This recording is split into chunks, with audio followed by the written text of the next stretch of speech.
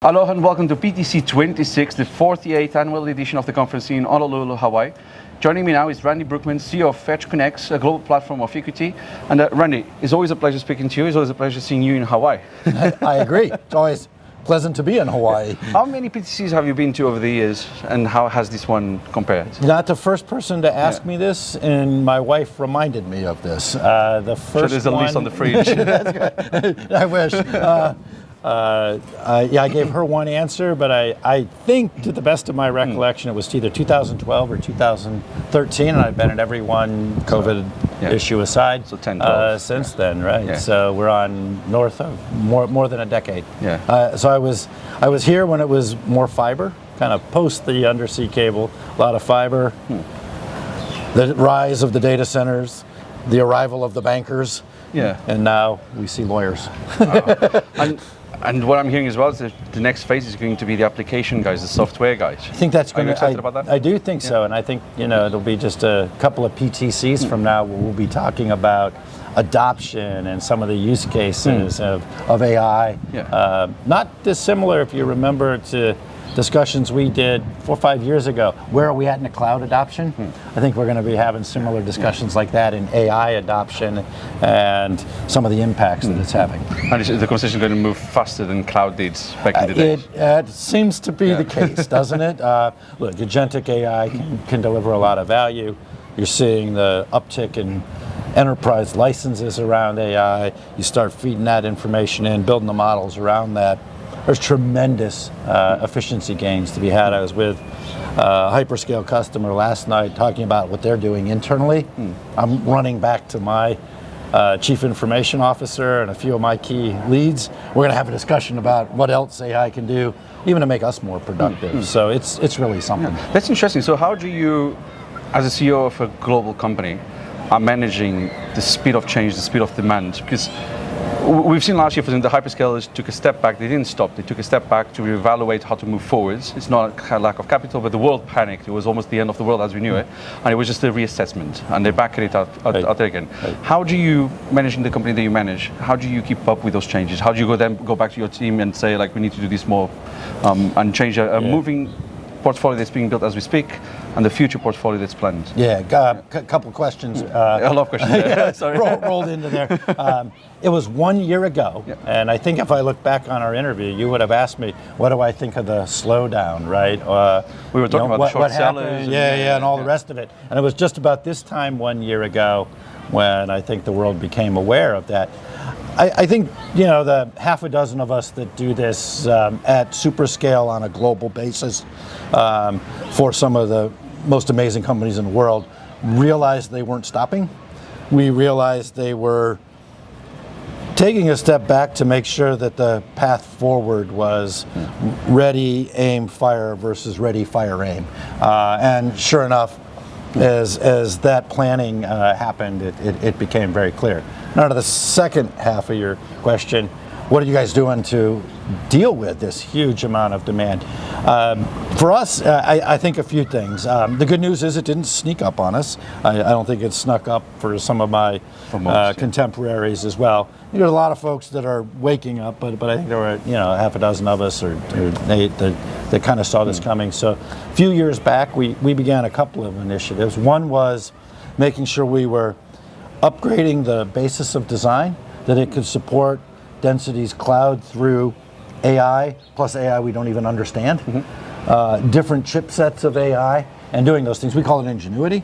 There's now variants of it. There's that if you want to have that complete spectrum of capabilities. We have a baseline design that says, hey, it's going to be AI factory of today, but we don't know what tomorrow's looks like. Same time, we worked in our company and across the EQT portfolio to recognize this is a power problem. So we brought together wind, solar, base load, battery, et cetera companies at EQT together with EdgeConneX to bring a combined offering. At the same time, we built up a very large scale power design, build, delivery capability. So we'd be in a position to offer kind of a full power solution in order to enable the data center. So those are the things we did. But then it came to, okay, those are nice words, and you can get a few engineers and a few folks to do that. How do you get the whole organization ready? So we kicked off, I was looking at it, 36 months ago, we introduced and rolled out to our company the Temple of Scale, and what our pillars, Temple of Scale, okay. What our foundations were, and then the columns that we had to erect to make sure that we could support the customers in the scale that we were going to do. So we've been talking about gigawatt scale for years. And we were in the tens of megawatts, then the hundreds, then gigawatt. But now it's delivering and bringing into the market every day gigawatts per year, right? So it's that much that you're operating, bringing into fresh operations. And there, quite frankly, it's some of it's doing a lot of the same thing, but it's doing it at different scale. But you don't want to just scale linearly, right? More people doesn't solve the problem. And it was interesting, AI is part of the solution to how to scale. A lot of it deals with manufacturing more of our solution versus engineering and kind of traditional construction mechanisms. So we went at all aspects, from the back office to legal to customer design to delivery mechanisms and doing a bunch of stuff across there. So a year and a half after people got bored of the Temple of Scale, we turned it into the race for scale. And that's been the thematic, and now it's the delivery of scale as we go into this year. Do you have an idea what the next phase will be? So Temple, race, what could be delivery. Next? Delivery of scale. And of course, flawless execution at scale. Yeah. And that's your theme for 2026. It'll be the delivery of scale. Yeah. Just picking up on power quickly, how would you envision the power markets change to maybe help data centers build at scale? Or do you think it's going to be really just industry investment going in? What we're seeing with hyperscalers, for example? Yeah, look, it's power industry's in a quagmire, to say the least. And it varies a lot by markets as well. It does. Look, I'm going to talk a little bit of the U.S. Europe's. We operate, as you know, at super scale in Europe, the U.S. It's at a scale in LATAM, and at scale in Asia, with India at super scale there too. And it varies. You're correct. Not all things are created equal. There's been a lot of airtime here at PTC about the challenges in the U.S. market. They're not dissimilar in Europe. I will say in the U.S., I think there's more of a public-private or utility companies like us and the hyperscalers trying to find combined solutions. Yes, I do think as an industry we're going to be making the investments to accelerate generation, to hopefully accelerate transmission. We may see companies that emerge that not only do generation front of the meter or behind the meter, maybe they'll even build whole transmission systems, and those become assets of the grid later on. I think you're going to see that a quasi-public-private mix. The problem is we've got utility companies that haven't grown for 4 decades. That's a different DNA when suddenly you have growth. And frankly, I'd argue you've probably been underinvested in, materially underinvested in over the last 3 or 4 decades. But this is a national imperative. Like AI is a national imperative because it's national security. It's competitive security on from an industrial perspective. And so I do think the United States will get there. Asia, I think, is all over this problem already, starting from a better place in some cases. Even the energy side as well. Yeah, on the energy side, very much so. I'm talking the energy side. I'm definitely talking the energy side. And then I think what we have in Europe is pockets of good and vast wastelands of challenge. Wastelands of bureaucracy. Because of regulation and bureaucracy, and just an ecosystem that doesn't quite know how to collaborate around these things.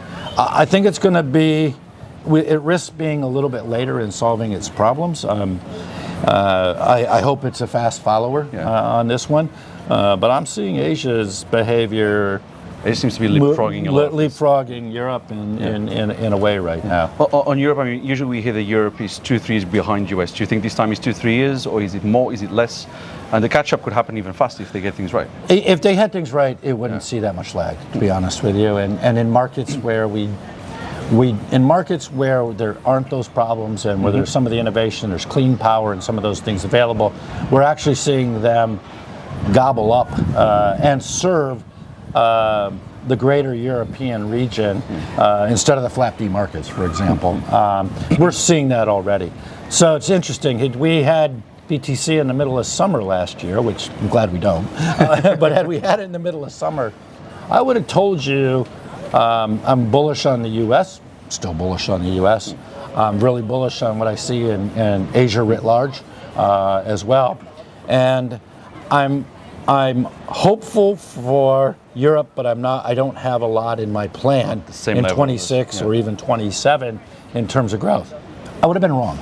So I am seeing a resurgence of, think of it as large-scale inference desires and needs. Further cloud adoption as well. We don't talk enough about the cloud. Big business that's still growing in double digits. Because we are just focusing on AI, but there is cloud enterprise adoption. That's right. So, and an awareness in the European countries of the national imperative of AI. So that awakening has happened. And so in the second half of last year, 2025, we started to see an uptick in the activity and the planning. And now, actually, I think as we hit 26, things that I thought were going to happen in late 27, early 28, I think will happen over the course of 26. Okay, just to pick up your brains on the macroeconomic side of the world right now, in terms of investor risk appetites, there's a lot of headlines. Things change almost on a 24 hours basis. Talking about global trade, tariffs, all the things that we know coming out of the White House that are having impact, especially between Europe relationships, US relationships, over in China as well. In terms of investments, and not talking about equity in this case, just in the general markets overview, where do you think investor risk appetite sits right now? In terms of digital infrastructure? Flight to quality. I don't know about a flight, but a comfort with stability. I do think we're seeing that. I think it's going to be challenging time for folks without track records in a lot of places, not just the data center, but around the ecosystem. Right. There's a reason why people are investment grade, right? At the end of the day, those are solid and great companies. I do think at the moment nobody's hitting pause, but folks are saying, I have to make capital allocation decisions versus spray and pray. And so we're seeing a even further flight to quality. And that's probably good for folks like us that are of scale, of a decade and a half of track record, and have a sponsor, the world's second largest private equity firm and third or fourth largest infrastructure helps when it comes to that.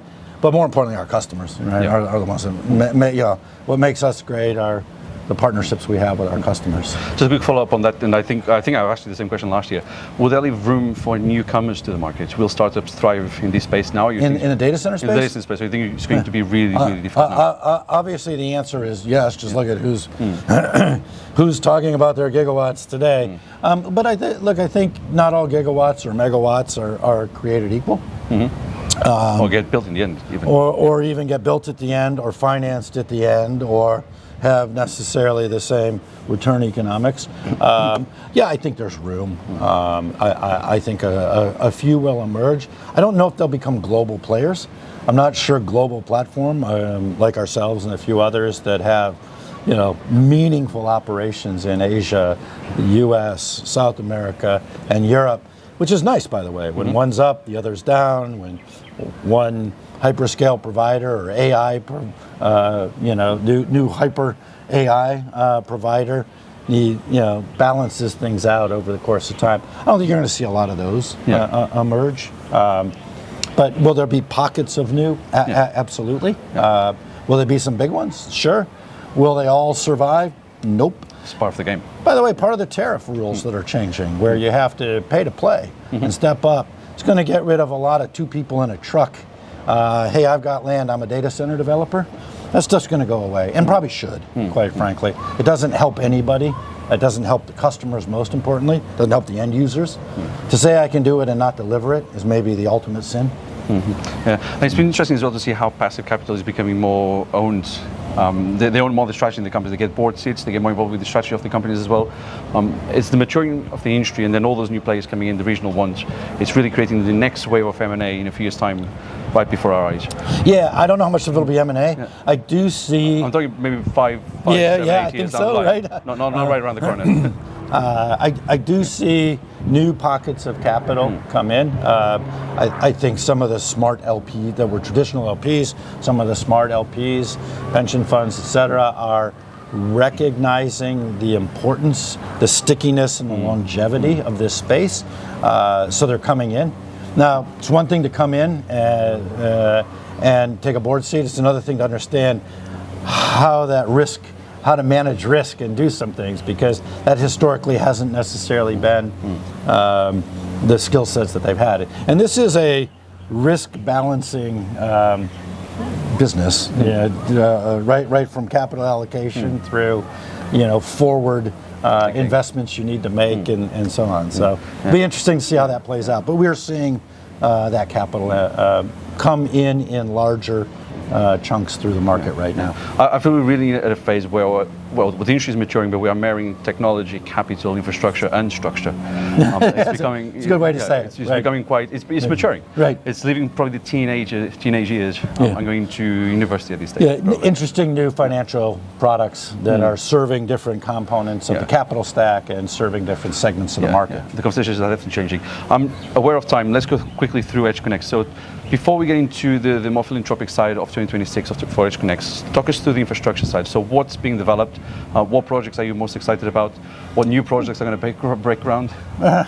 So without too many specifics. I know you can't give too many, but... we've broken ground on these gigawatt scale campuses that we'd quietly been land banking, permitting, zoning, all the things, powering, all the things you have to do. Those started to come to fruition last year. The temple of scale to the race to scale to the realization or execution on the scale that we're seeing now. So those we broke ground on last year. Those started in the U.S., no surprise. We had some of those in India as well. We had not gigawatt scale, but you might say a half a gigawatt scale stuff that started to go in Asia, and we broke ground there. In Europe, I think what we started to look for is the next generation of land banks. Expand in FlapD where we can, and we are. We continue to have an amazing position there, and the cloud is a wonder. The cloud does so much for we always talk AI. Don't want to lose sight of how important the cloud is to everyone's productivity. And I think AI and cloud are going to be a blurred line in the not too distant future as well. But we've started to land, power, permit, zone, environmental permit, all the things you got to do in Europe, bank and break ground in 3 or 4 new markets in Europe that will be scale-wise bigger day one than the assemblage we put together in the FlapD markets historically. So, but kind of interesting. Stay tuned. Maybe that'll be next year's. That'll be next year's discussion for you and I. But we're excited about it. And I think the last little thing I'd talk about is we have an edge business still. We don't talk a lot about it because just the scale of the other things. But we have seen GPU, TPU, XPU growth at that in some of our edge sites. So our highly connected, latency sensitive sites, we've seen some interesting deployments of the tech enter those markets as well. Where do those sit? Those are mostly in the U.S. Okay, right U.S. Yeah. How many sites do you have? We have 24 of those types of sites. They originally served the content to the end user, then kind of think cloud to enterprise or helped with the last mile type stuff, cloud to enterprise. Typically we're Equinix or digital or not. We were kind of that next level of private peering that we put together. But now we're starting to see some interesting things with some of the AI players taking communications nodes in those areas. That's interesting. Would you export that to other regions? I'm thinking of Latin America right away, for example. Yeah, LATAM's probably ripe for it.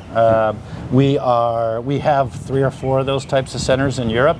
There's a play here, right? Okay. There is an opportunity to do it regionally, and there's an opportunity to look at it globally. Yeah, I'm probably running a risk of going too much into it, but how does it compare in terms of investment? Because of course the gigawatt campus requires billions to build. Yeah. How does this compare? Because then you have capital to push a lot of these things out there. You're correct. It's much less capital, but you have to do a little bit further forward investing. You have to get more built out in order to have it, because the time from when you and I start talking about what you need to when you need it fulfilled is measured in weeks or a couple of months, not 24 years, months, not 12, 24 type months. So you end up having to build more product further ahead, which is fine. But so that's back to your capital allocation decisions that you have to make. I think we'll do a follow-up on that part of the conversation. Give us a year. Let's watch what happens over we'll the talk next again year. in our next year. Last thing, the philanthropic side, educating the community about data centers, helping local communities understand what data centers do, getting new talent into the issue. Just talk us through EdgeConneX take on that. Yeah, can't do enough. I think we can't do enough as EdgeConneX. I think my peers, again, there's half a dozen or 8 or 9 folks that are really kind of at scale doing this. I think they've also built up large teams. We've invested heavily in this, whether it's education in the local communities, critical infrastructure in the local communities, schools, fire, police, etc. Engaging in the communities. Like data centers, I get the NIMBYism, and I understand the bad press. I'm not naive here, but they had a lot more value than they take out, and we haven't historically done a very good job of explaining that, of listening and making sure that the community's concerns are heard and often mitigated. Sometimes we're like, well, that's not an issue, and we move on, versus being more proactive. So I think as our company, we have to do it, and we are doing it, and we love it. We believe we're good citizens, and if we can be even better citizens, we want to be. Like, who doesn't, right? This is the beauty of being in an industry like this. But I think as an industry, we have more work we can do as an industry, talking about the jobs, both the direct jobs, the indirect jobs, the economies that get formed around it, the infrastructure upgrades that happen to these communities. Hey, look, there are some data center communities, when you look at the before and after, they change a lot. The benefits. The benefits are readily apparent. We probably need to take the before and after pictures in some cases just to show all those benefits. There's education and marketing that needs to be done. But Randy Brouckman, CEO of EdgeConneX, part of the Equity Global platform. Pleasure, thanks so much for talking to me. Thank you. As for your home, thank you for watching, and do check your website and social media for the latest digital infrastructure news from across the globe. At Tech Capital, you lead, we report. Mahalo.